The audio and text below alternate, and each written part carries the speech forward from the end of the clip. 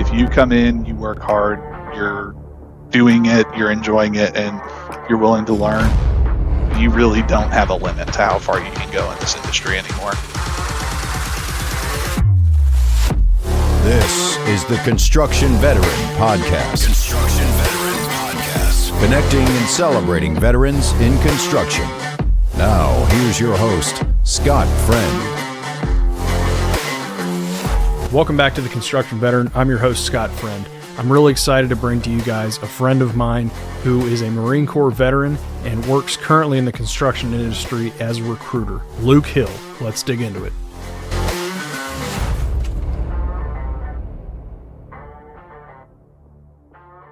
Hey, Luke, how's it going, man? Hey, it's going good, Scott. How about you? Really good. Dude, I'm really excited to finally get you on. Like many other shows, kept kicking the can down the road because of the busy schedules. So Luke and I know each other, haven't officially met yet, but we have a soon-to-be fishing trip, hopefully. We both love to fish. And hopefully hog hunting trip sounds like coming up soon, but so we met through Matt Graves and Kyle Rendell's CM Mentors podcast. We were both fortunate enough to be guests on there. And he's a Texas guy also. He's down in the Houston area, and I'm up here in Dallas. Did I get all that right? Yeah, it's about right. Very cool. So we're going to get a little bit into what you did in the service and how you're related to the industry now. You're sort of industry adjacent, I'll say. So even though you don't have a tool in your hands, you give people the tools to be successful in the industry. And we both have the same mission, I'd say, making sure our fellow vets succeed. So let's talk about, what did you do in the service? Yeah, so I was in the Marine Corps as a chemical, biological, radiological, and nuclear defense specialist, which is a really long way of saying I trained people in something that's not likely to ever happen, or if it is dark humor, though it may be, we always joke that if we're being called, a lot of people have already gotten killed.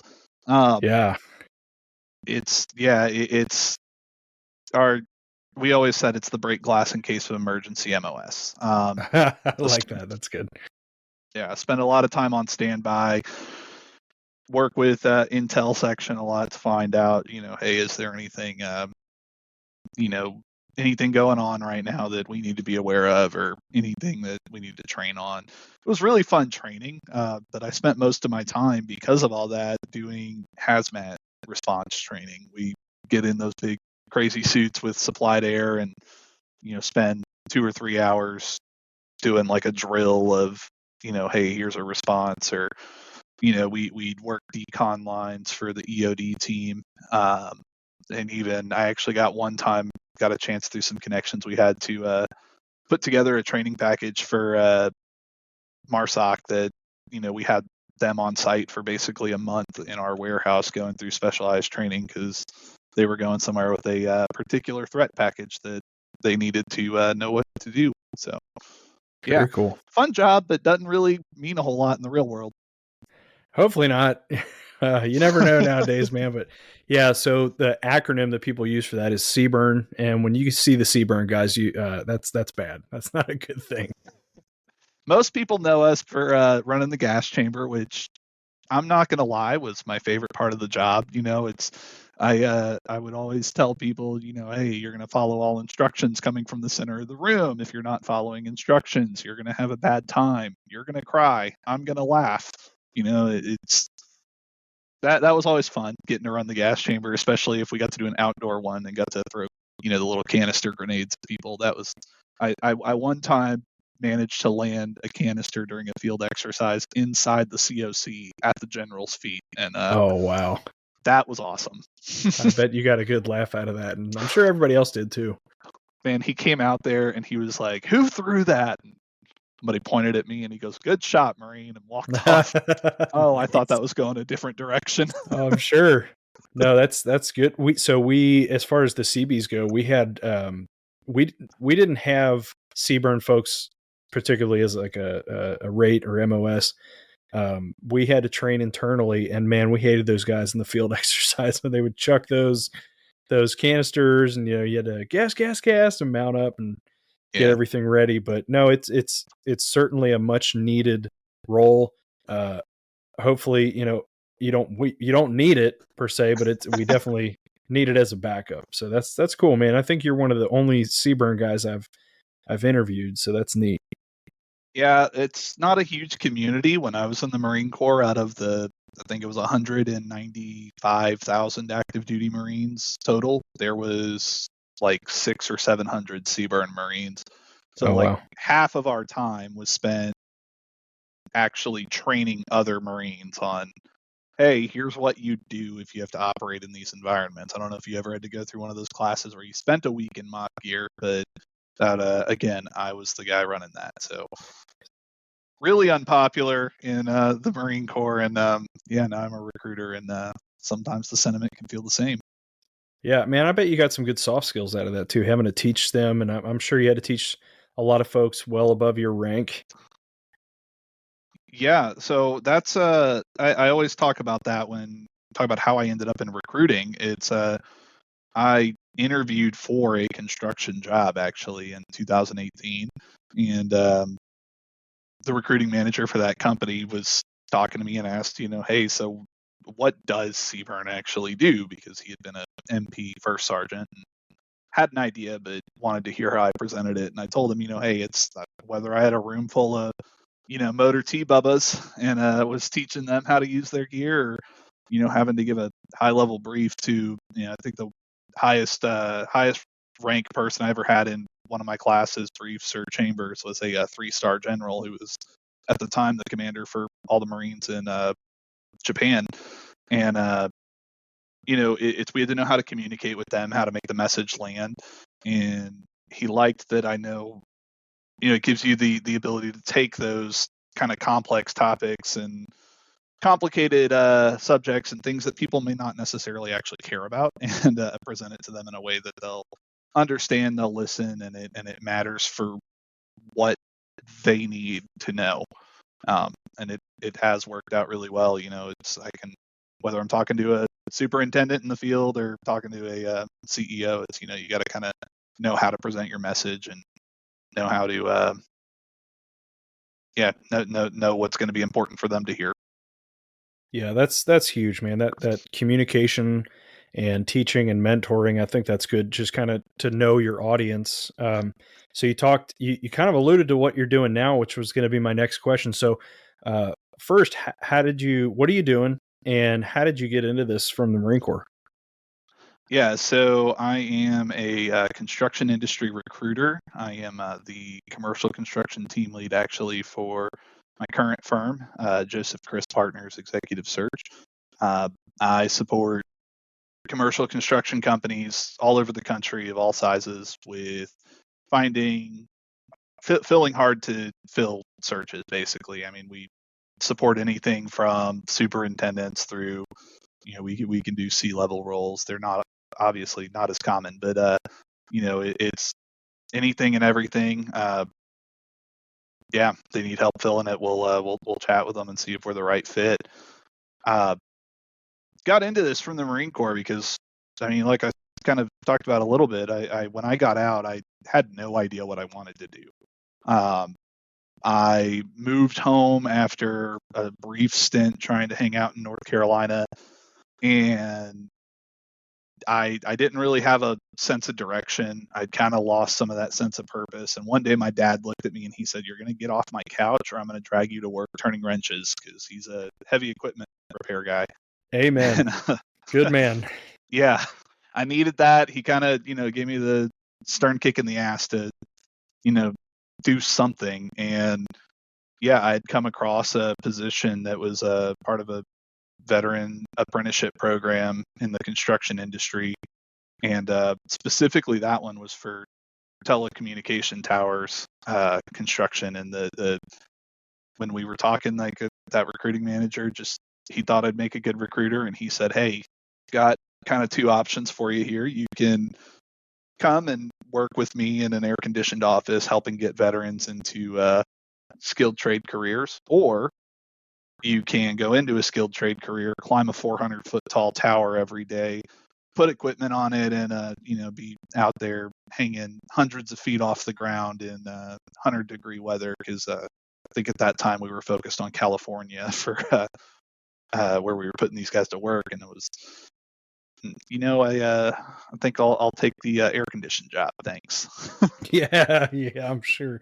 Yeah, when I run across people sometimes, kind of side note, and I mentioned that I work in construction, and this heat that we get in Texas is brutal. Especially the weather down there in Houston. There's a lot more humidity, and I feel spoiled because I did interiors for a long time, and I said, no, I'm doing all right. I'm inside a lot of times, occupied buildings that are already conditioned, so not too bad.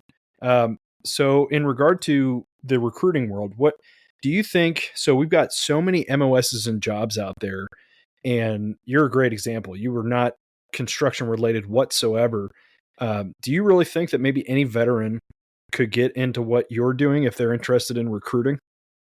I think most veterans can. We've got another guy actually in the office here. He's a Air Force vet who came in, and he was a drone. I forget exactly what his title was, but he was helping pick out targets.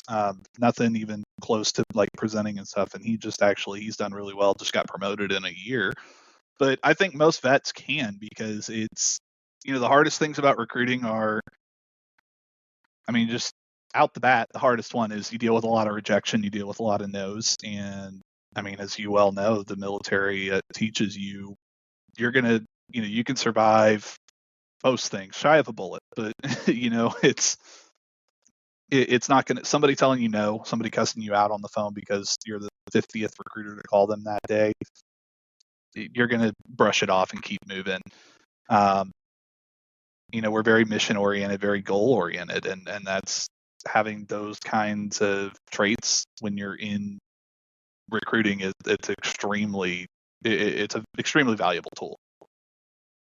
Very cool. Yeah, that I can imagine there's a lot of uncomfortable cold calls, but when you're getting chewed out by a sergeant major, that's nothing. Getting somebody mad at you because you're the 50th person to call them. So you didn't really, you kind of fell into it, man. It's very interesting that this is an additional role. I have not interviewed a recruiter yet, and I think we both have this mission of trying to expose all the different facets of the industry. So I've had HR people on. Soon I'll have folks that do marketing, but I don't think a lot of emphasis is put on just all these construction adjacent roles. Is there anything else that might pop into your mind, like that people just don't think of when they think construction? It's the thing I hear the most when I talk to veterans about the construction industry is, I don't want to swing a hammer. And I know you've heard it too, and I know I've heard you say that. And it's, man, there is so much more. I recently completed the Crew Collaborative Ambassador Program, which is a program designed to help people be ambassadors for the industry and specifically for the blue collar side of it. I've got a soft spot for the blue collar side. It's where I started my career, was in helping people get into those skilled trades. If you're not taking care of tradesmen, you are wrong. Yeah, absolutely. And my dad, as I mentioned, he's a heavy equipment repair mechanic. He has been for 40 years, fixing Caterpillar equipment. And my grandfather before him ran a business doing exactly that. And before that, he worked for the Corps of Engineers doing it. So I always tell people, whether you're directly in construction or construction adjacent, there's so much opportunity that this industry offers. And, it's, people take it for granted a lot, but I mentioned that program and kind of got off track from it. But one of the things they talk about is every single road you drive on today, every single building you're in today, even if you're in your vehicle, construction had a hand in getting that put together. And, that's kind of my indirect tie on it. But my direct tie is, it's like I said, with my dad, my grandfather, and myself. Now this is 3 generations of our family that have made our livings somehow, some way related to the industry. There's something for everybody. You can always find something. And yeah, I'm glad you brought that up too. Like driving around and looking at these buildings, or my wife teases me because we'll go out to a restaurant and like my head's on a swivel, just like, wow, oh, that looks bad, or wow, how did they build that? And all the people that touch the product as it's being built and manufactured and then going into place, and the people that trucked it to the job site and inspected it, made sure it worked. It's unbelievable. And we have a dire need for a lot of these people. We're really struggling as an industry to get people into it, but I don't, like you said, everybody, I don't want to swing a hammer. I don't want to dig a ditch. I get it. I mean, I'll tease your Air Force guy there for a little bit. You know, some people like the Air Force guys, they want to sit in that comfy office, but there's roles for that as well. I mean, there's roles in the design world, there's roles in quality control, and you don't necessarily have to have your hands on those tools. I I didn't know too much about it when I got into the commercial world. I knew carpentry, but I thought it was so fascinating to see the walls go up and find out like what's in those walls. So I've told people, I'll give you a quick story. So like when I'm training a new guy and maybe they don't understand drawings very well, I like to read my drawings backwards. And what I mean by that is I'll go and look at, okay, if there's a TV on the wall or there's a toilet, in this restroom, I build it backwards thinking, okay, how am I getting power to that TV? Where's it being routed from? Where's the electrical room? How are we bringing power into the building? And the same thing with the plumbing. Where's that water being supplied from?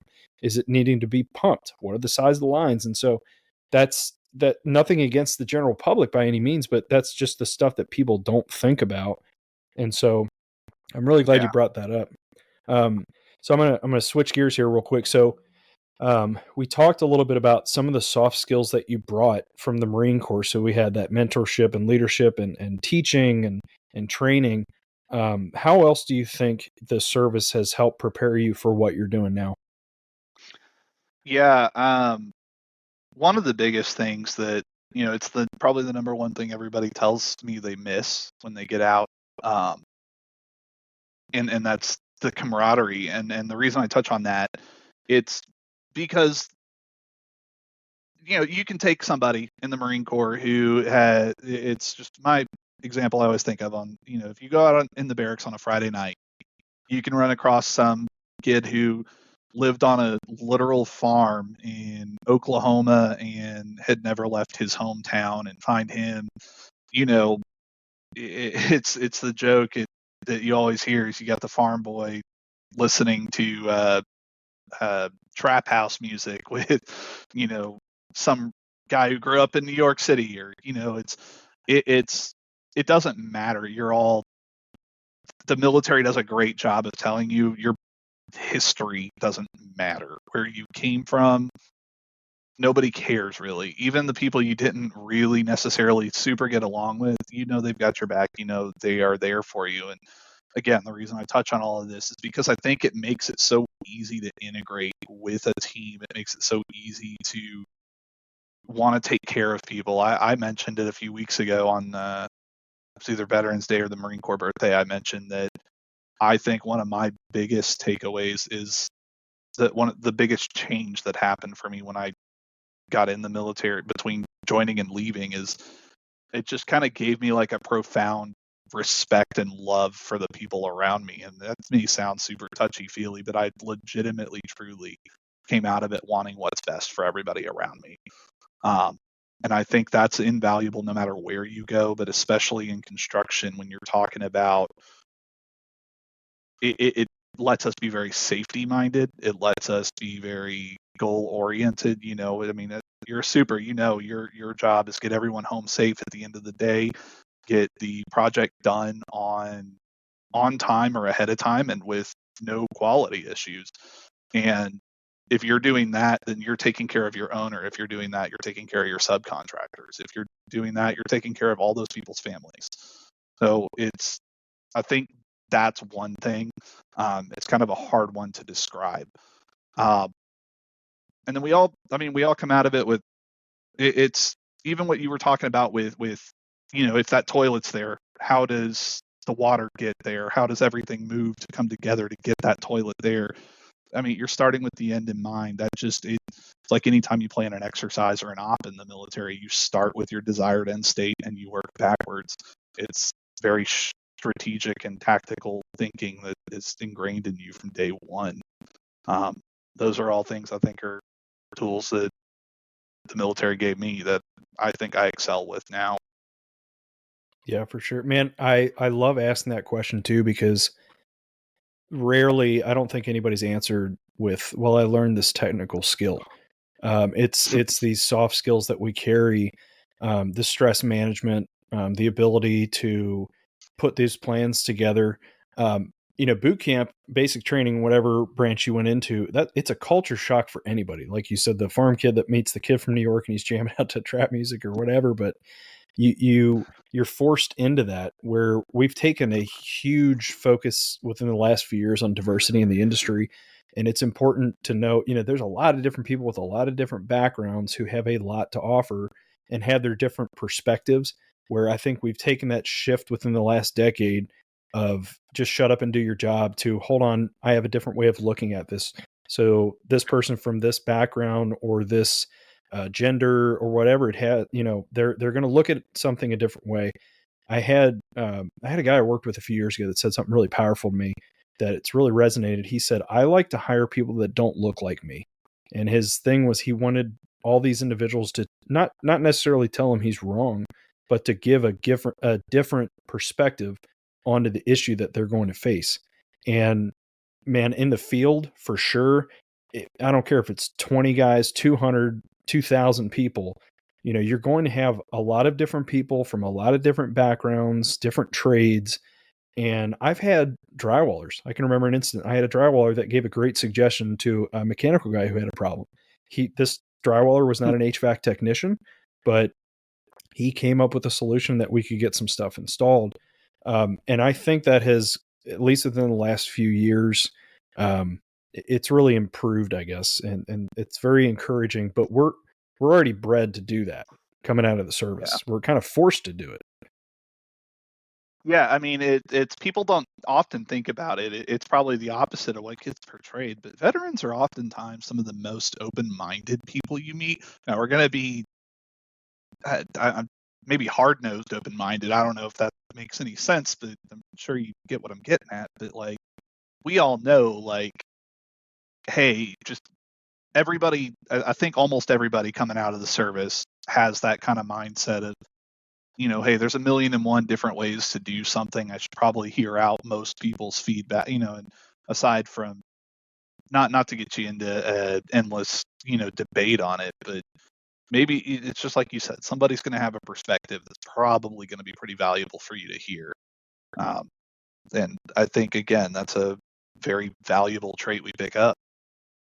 Yeah. And I think that kind of leads into humility too, is there's a lot of pride, not in a bad way, sometimes in a bad way though, that comes with being a superintendent. The buck stops with me in the field, and I have to humble myself, partially because of, I'm in my late 30s, but I might have a lot of knowledge, but there's still guys that have been doing this decades longer than I have. So I had to humble myself and say, okay, this dude is an expert. I'm going to listen to what he's saying, but it works both ways too. There might be an apprentice or a brand new journeyman that has a way to look at things. And I'm going to say, all right, dude's got a point. We can do this a different way. And I'll say in the service, you're really forced to do that. Especially you got these NCOs and senior NCOs, and you got the brand new officer butter bar that comes in, he's 22, 23 years old. That guy's in charge, but a good junior officer is going to say, hey, okay, I am inexperienced in this, though I make the call. I'm going to listen to that gunnery sergeant or whomever, that staff sergeant that has the know-it-all, that's been through these deployments, that served 10 plus years, to make that call. So they're not doing it by themselves. Now you do have a lot of officers that are like that, or that are not like that, excuse me, that, well, I'm in charge and okay, roger that. I'm going to go to the CO now and we're going to do it my way. And it happens in the field too, man. I will admit, I was that guy when I first got out of the service, that I had the position, and it was this, well, I hold on a second, I outrank you. You're going to listen to me, but I had no experience. And so it took a while to humble myself. So I did a bad job, and I don't want people to do that. I want people to come out knowing you've got these skills, but there's a lot of people out there that are way further in their career from you, and you need to hear them out. Yeah. And I think it made me think of when I was in the Marine Corps, my last unit, we had a we had a lieutenant in our unit who was in charge of our base properties account. So anything having to do with like our building, our furniture in the building, whatever, he was the one who managed the system that we could use to put in purchase orders. We were trying to buy new furniture for the office because we had it allocated that year, but there was something with that system that was wrong. And I don't remember exactly what it was, but we were delinquent on something, and it had been delinquent for over 2 years. Said lieutenant was responsible for that and thought that because he was a Mustang, he'd done 3 years enlisted in the band and then converted over to his lieutenant. So he thought I'm going to keep my of comments to himself. myself on that one. Yeah.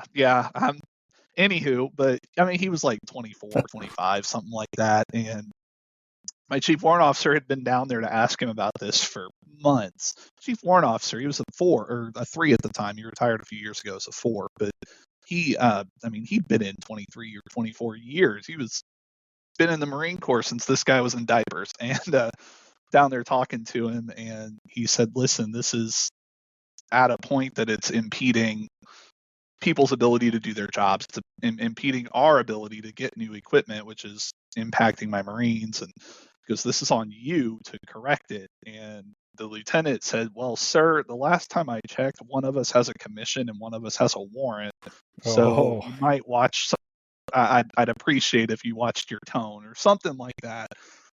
Well, he said that, and standing right behind him, not to his knowledge, was our XO, who was a major with almost 30 years in. And he said, "If you're enlisted, or if you're not this lieutenant or this chief warrant officer, get off the deck right now." And we disappeared for a while because, hey, he made it very clear that, sometimes experience matters a hell of a lot more than that congressional appointment or, whatever your commission does. And that's a lesson I didn't forget. The lieutenant showed up at our door an hour later looking like he had tears in his eyes and apologized for the tone he took with our chief warrant officer. Yeah. Well, and I got to give hats off to that warrant officer too, because the way he had handled that and approached that situation respectfully, I think was very wise. And that's not something you typically run into in the field. There are a lot of guys that beat their chest. I've been doing this for so many years, and you don't know what the hell you're talking about. And even though, I'm higher on the pecking order, if you will, but I always take a respectful tone back to them. Or I really appreciate the guys when they challenge me. Hey, I don't know as much as you. I appreciate you bringing that up. So it sounds like that the LT maybe needed to humble himself a little bit, but cheers to that warrant officer that did approach it that way. And I'm sure the XO was not as light on him. The chief warrant officer, he put me, he taught me a lot. We lost our, when I joined that unit, within 3 months, we lost our staff sergeant to, he got tapped to go to run the CBRN program from RSOC. And we were left without anyone in between. I was a corporal, had only been a corporal for like 6 months, and we didn't have anybody between me and the chief warrant officer. I was, supervising, I think we had 3 or 4 junior Marines at the time. And he really spent a lot of time trying to teach me how to lead and how to, hey, you've got a lot on your shoulders now because we don't have another NCO and we don't have a staff NCO. So he's one of the best leaders I've ever worked for. I credit him with a lot of my a lot of the leadership lessons I've taken on him and the company gunnery sergeant at that unit. They both understood there's a big burden on you as a 21-year-old kid with who's got to weigh in a room full of angry, salty gunnies and master sergeants, and both made it a point to teach me how to do that and to teach me to have the confidence to stand at that table and give my opinion and hey, I'm not the same rank as any of y'all, but I'm a chief here too. I'm a section chief. It's my responsibility to be in here. You can't just dismiss me. Yeah, man, I hope he listens to this. I hope you share it. That's awesome. And I'm glad you gave him the shout out for that. So I do have some non-veteran non-military folks that do listen. So real quick for those that do, a warrant officer is basically a very seasoned enlisted person that it's kind of an intermediate rank between them. They are an officer. They're not a commissioned officer, but they are the technical experts at what they do. And that is the wrong person to try to step up to. Yeah, I would liken them to maybe like a very seasoned superintendent, whether it be with the trade or the general contractor that maybe a junior construction manager is trying to bow up to. So these are the people that are leading the charge and have gone through the muck with people. So it's like that general super from your trade that's out there. Yeah, for sure. So let's talk about the journey that you took. So I assume you joined straight out of high school, got out after your first enlistment, and you kind of fell into this. Do you think if you were to go back, whether it's in the Marine Corps or when you first got out, is there anything about your journey that maybe not necessarily you would change, but anything that you think would have made it a smoother transition? Man, I look back at just, I think I had a lot of arrogance, and a lot of guys do. For one, I'm not going to bash it as hard as I have before sometimes, but the TAPS program, when I went through, had some pretty serious flaws that I didn't know to look out for. But I would go back and tell myself, come up with better plans. I'd tell myself to start my transition a hell of a lot earlier than I did, and not try to leave the military behind entirely like I did. I tried to separate myself from it and not have anything to do with the military community, and that was the stupidest thing I've done. Man, I needed to tell myself to just be a lot more humble. I got out with this thought in mind that, hey, I was a technical, not a, expert, but, I had a very technical job, and I was teaching it to other people, and leading a team of Marines who were also teaching other people. And I just had this thought in my head that, hey, that means I'm going to walk out and, have an easy time. I just kind of a little cocky, I think. And when I was interviewing for jobs, that was definitely a problem. And, the only plan I'd had was I'm going to get out, and I was going through the hiring process for the Texas State Troopers, and thank God that didn't work out. That was not the right path for me. But when it fell apart, I just started getting real arrogant and had a chip on my shoulder, and it set me up for some failure. And also tell myself stay in shape a little better. I would, get the hell out of the bottle. That's, man, I'd say that. I mean, I'm not shy about sharing that. When I got out, I was drinking too much. I was kind of directionless for a while, and I didn't reach out to anybody about any of the problems I was going through, and it kind of took meeting my wife to set me straight. Yeah, no, I'm glad you're humble enough to share that too, and I think a lot of us face that.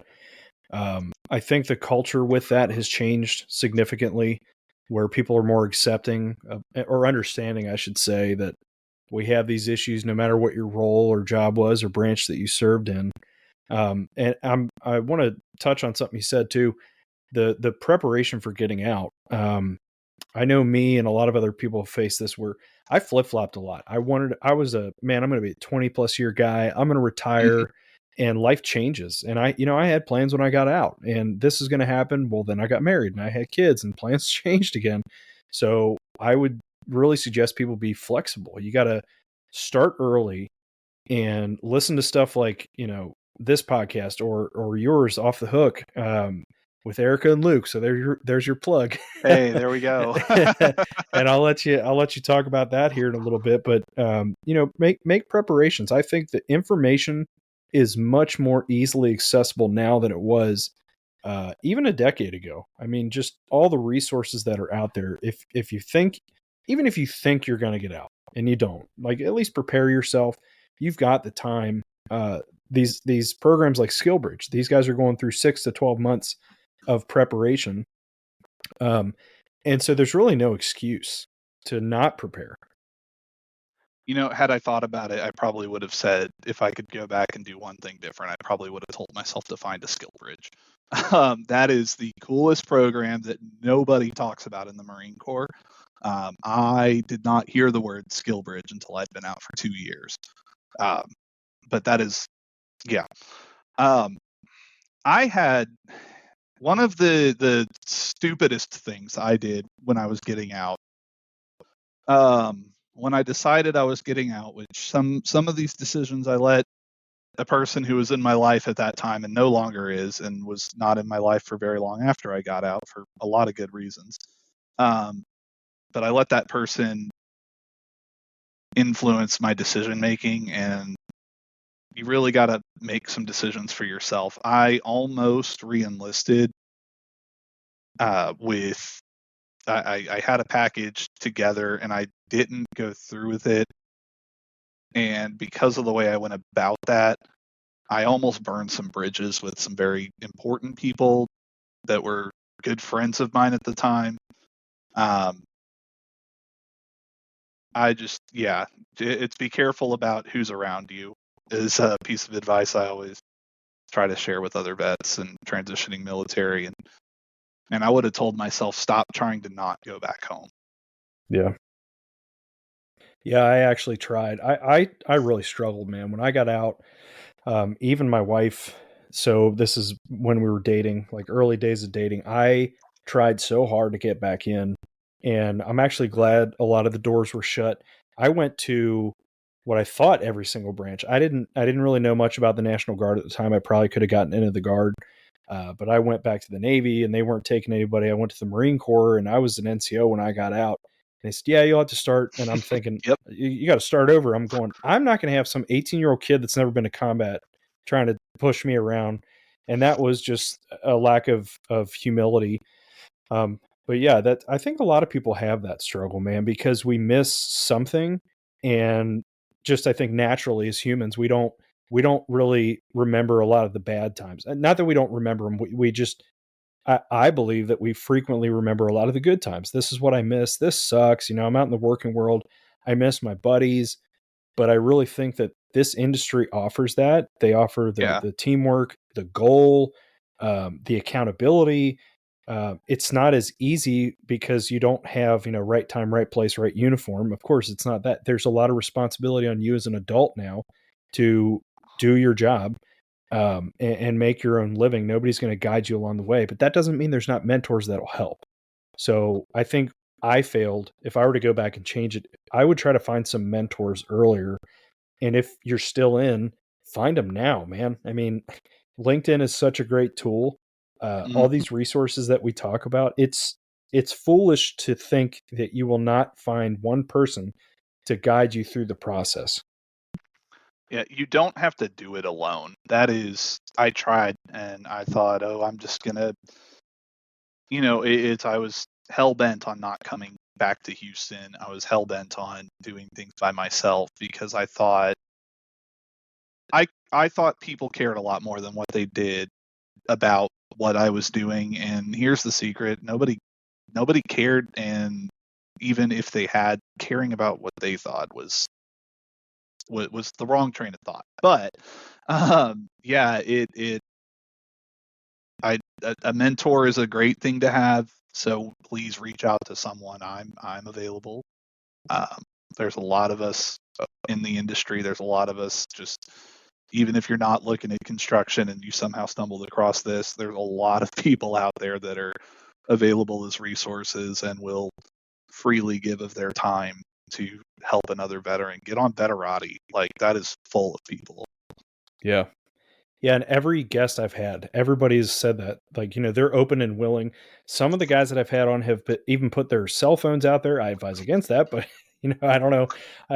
Apparently my Spotify Wrapped said that I was listened to in like 5 countries. So be careful Oh, wow. sharing too much info.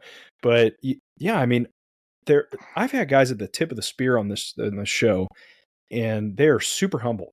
Everybody that's been on here has said, reach out to me. Like we crave that. We want to help you succeed. Hmm. So utilize the tools. And if you don't, I mean, this is going to sound very cold, but if you're not willing to take that first step, then I don't want to help you. You have to take the first step and reaching out and saying, this is what I want to do. We want that.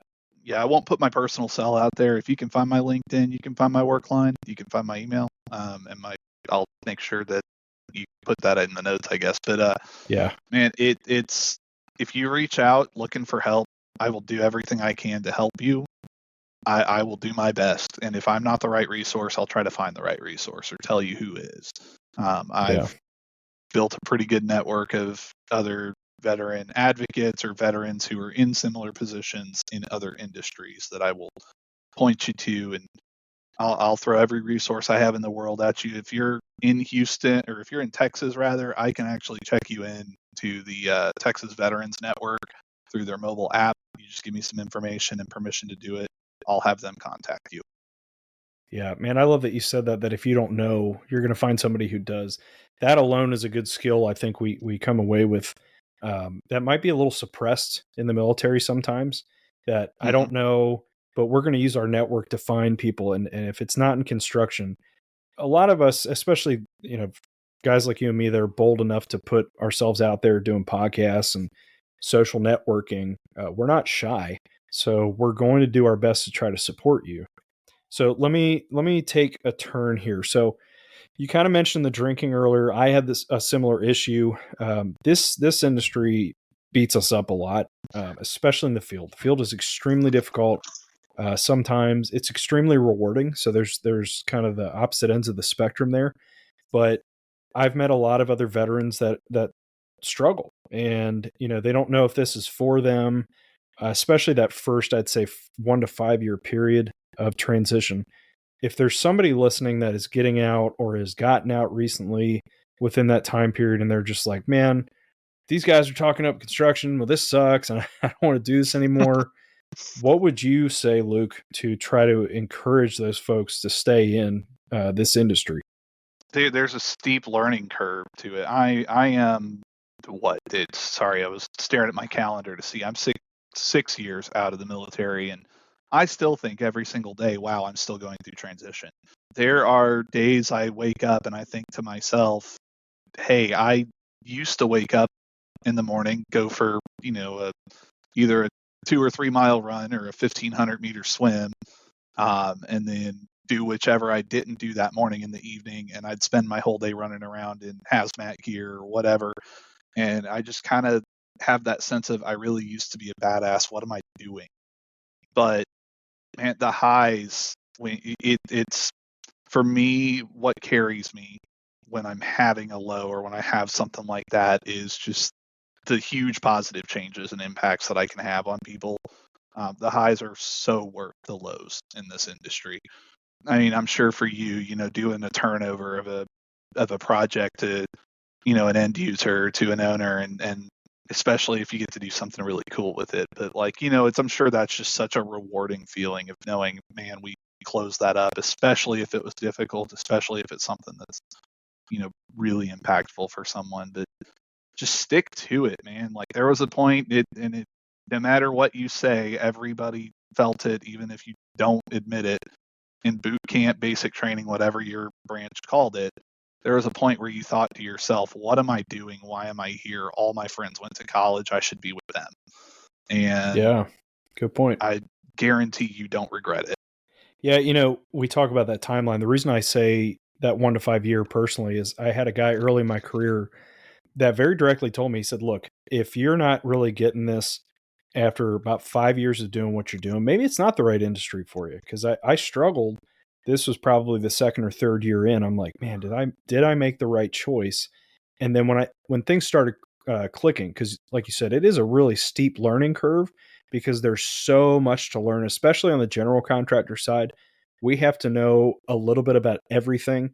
I'm not a master electrician or plumber, but I've got to know enough to guide these guys in the right way to get this stuff installed and understand how they interact with the other trades. And that was really stressful for me at first. But once it started to click, I can still remember reaching back out to that mentor of mine who's still a friend today. He's actually going to retire here within the next couple of years from the industry. Really good mentor. And I told him, I said, I get it. And he had told me on a job site once, he's like, man, he's teasing me, one of these days you're going to call me. And I'm like, this guy's full of crap. Like I'm just mad at him because I was stressed. And like, that's not what I wanted to hear. But I remember that day and I called him like, hey man, you were right. I get it. He's like, oh, I know I was right. Like he knew it was coming. But yeah, it's a struggle at first, but just like you said, like going through boot camp, it's a lot worse for some people than it is for others. I had a tough time because it was the first time I'd been away from my family for any period of time.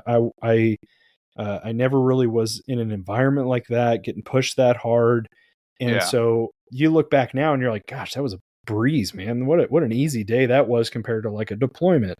Or same thing in the industry. I've had really hard jobs and I'm like, man, how am I going to make it through this? But looking back, I'm like, okay, I think God was preparing me for maybe a tougher project. Somehow I was being prepped for this leadership position. So I mean, I agree with you. Those people that are struggling, there's a lot more runway ahead of you, and you're going to look back and go, man, that wasn't so bad after all. Yeah, I have a lot of times where I'll find myself sharing some advice with one of our newer employees or somebody, and talking with them and sharing some input and realizing, wow, okay, when I went through that problem, I thought it was the end of the world. Here I am, and I'm fine. And again, for me, at the end of the day, no matter how hard it is, I know I'm going home to my wife. I know I've got a roof over my head. I try to just take that perspective. I've come a long way. I've got a long way to keep going. I am impatient sometimes with my ambition, but I'm only 28 years old. I'll be 29 soon. You're not that old to start forgetting your age yet. I found out one of my cousins, his kid's 8 today. I found that out and threw me for a loop. And it's like, I thought that kid was 4. Man, my nephew's in his early 20s and I still see him as, a toddler sometimes. I love him to death. My nephew he just turned 3. And that blows my mind. Like, oh my gosh, my brother has a 3-year-old kid. Wow.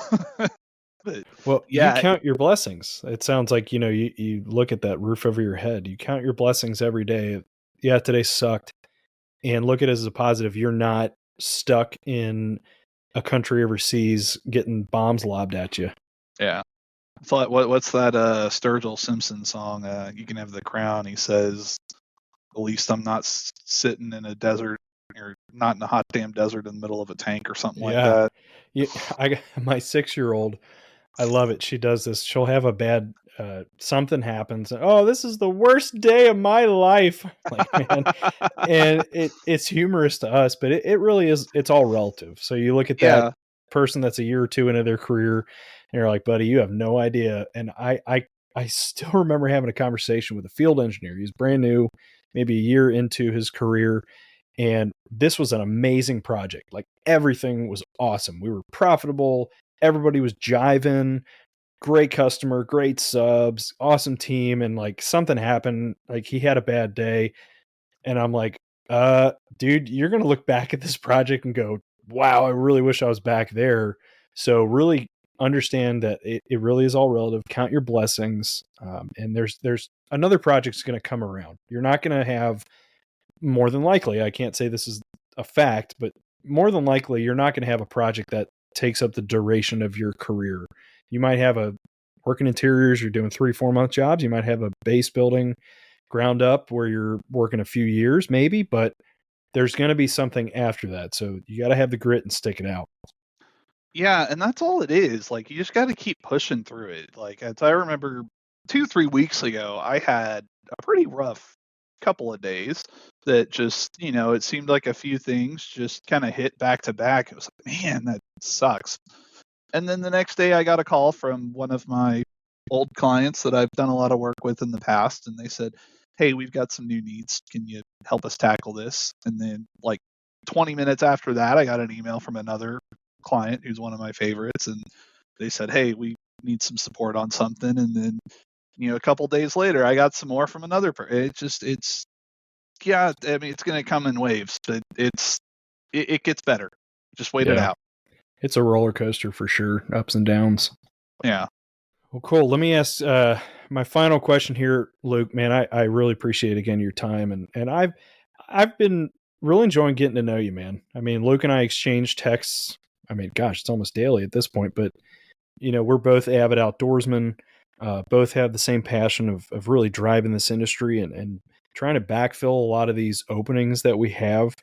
And we're definitely hitting a nerve here with our veteran community. So if we've got people listening that are transitioning out, what would Luke say to that person to try to encourage them? They're looking at all these career paths. What would you say to encourage them to get into this industry? And the things I tell people is it's dynamic. You never do the same thing twice. You do a lot of the same stuff, but you're always building for a different client, a different customer, a different product, or you're going to run into different conditions on each one. That's a big one. For two, don't let anybody tell you construction doesn't pay well, because I have conversations every single day with people about compensation, and that is just a lie. It's not everything pays great, but the money, and it doesn't always pay great at the start, but the money is there to be made. Everything has to get built, and to get built, someone has to get paid to build it. So that's just there's always going to be something in construction. Pardon my French, but you just get to build some really cool shit sometimes. I don't know. You're a super, so I know you feel it. But some of the coolest conversations I have are when I talk to people about iconic projects they've done. I talked with a guy recently who built this really cool roller coaster that I happen to know because I've been to the park it's in. And I was like, holy crap, you were superintendent for that? And he's like, that's probably the coolest thing I've ever done. And talked about it with a bunch of pride. Or, it's there is so much. There's a lot of pride. It's you were talking about it earlier, driving around and pointing things out that you built. Or, man, it's just there's so much opportunity, and there is so much need for more people to get in. That is the number one concern of probably every executive I talk to in this industry, is the labor shortage and the people that are leaving the business, because it's just going to get worse. If you come in, you work hard, you're doing it, you're enjoying it, and you're willing to learn, you really don't have a limit to how far you can go in this industry anymore. Very cool. Well, man, how can people get a hold of you, Luke? Yeah, best way is my LinkedIn, which if you look up just Luke Hill, I guess I'll have you put the link, but it's Luke Hill Construction Recruiter is my little back end tagline there. If you look up the hashtag the fishing recruiter on LinkedIn, that'll take you to my posts. That's awesome. I never noticed that. That's cool, man. Good for you. I tag most of my stuff as the fishing recruiter, so it's all in one spot. And if anybody wants to follow it, they can. But that's my little brand. Now you're gonna have fishing guides reaching out to you.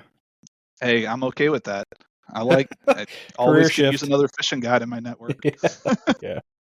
Yeah, I mean, if you want to get a hold of me, LinkedIn is an easy spot to get me. You can send me a call or a text. My phone number's in my headline there. Email. I've got a podcast called Off the Hook with Erica and Luke, where we talk about construction with construction leaders. I'm all over the place. Shoot, if you can't find me for some reason, send Scott a message, and I'll have him connect you. Very cool. Appreciate you, Luke. Yeah, absolutely, Scott. It was fun.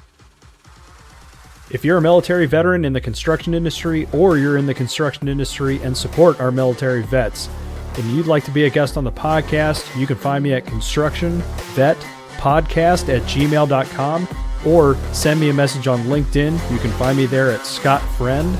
Let's share the stories and motivate others.